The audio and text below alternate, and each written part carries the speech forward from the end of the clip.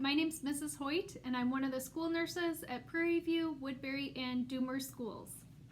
Today I'll be reading Chapter 7 from Bat and the Waiting Game. Good news and bad news. After school, Mom and Bat were sitting at the kitchen table having a snack of sliced apples and cheddar cheese, waiting for Janie to get home. Bat liked to stack 2 slices of apple and 1 piece of cheese in between. It made for the perfect ratio of crunchiness and mushy saltiness. Thor was tucked into the sling around Bat's neck, but the little guy was rustling around more than usual, making the stacking procedure difficult. He's getting bigger, Mom said. He's not quite a baby anymore. He's more like a toddler, and toddlers have lots of energy. What did you do with me when I was a toddler? Bat asked. I made sure you got lots of exercise so you'd sleep at night, Mom answered. Bat thought about this as he bit into his slightly crooked apple sandwich. Thor needed more exercise, and as his caretaker, Bat's job was to make that happen. Maybe I'll build an obstacle course, Bat said, thinking out loud. The front door slammed open, and Bat heard the stomping of 2 sets of feet coming down the hallway towards the kitchen. Janie and Ezra, he could tell it was them by the sound of their stomping. Janie's run was sort of a skip-hop sound, short, quick steps close together. Ezra's was louder and more regular and right behind Janie's. Guess what? Janie yelled, bursting into the kitchen. Her cheeks were bright red from running, and her hair, which had been curly that morning, hung in limp ringlets around her face. You got the part of the Queen in Alice in Wonderland, Bat said. Bat, Janie whined, you ruined my news. You said to guess, said Bat. It's just an expression, said Ezra. He reached out and took an apple slice off Bat's plate without even asking him first. Bat pulled his plate a little closer. Hi, Dr. Tam, Ezra said. Hello, Ezra, said Mom, and then to Janie, Honey, that's wonderful news. Congratulations. Thanks, said Janie, shrugging out of her backpack and letting it drop to the floor by the back door. I am so excited. Rehearsals start tomorrow after school. Tomorrow? Said Mom. But tomorrow is Tuesday. We have rehearsal after school every day for the next 3 weeks, Janie said. Oh, said Mom. Well, that throws a monkey wrench into our schedule.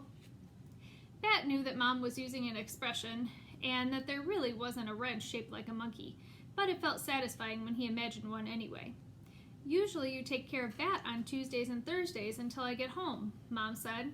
You're not going to tell me I can't do the play, are you? Janie's voice was getting louder and higher, like the tea kettle when it was just about to boil, because that would be totally unfair.